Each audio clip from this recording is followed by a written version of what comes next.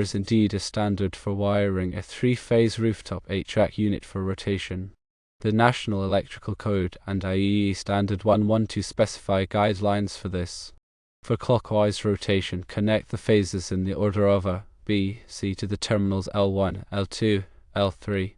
For counterclockwise rotation, connect the phases in the order of C, B, to the terminals L1, L2, L3.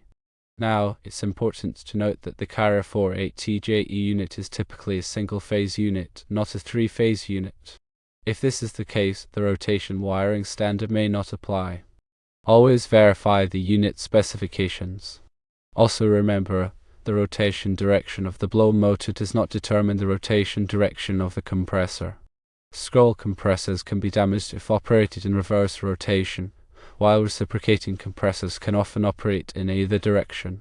It's always best practice, if you are working with a three-phase HVAC unit and cannot find specific wiring instructions from the manufacturer, to follow the NEC and IEEE Standard 112 guidelines.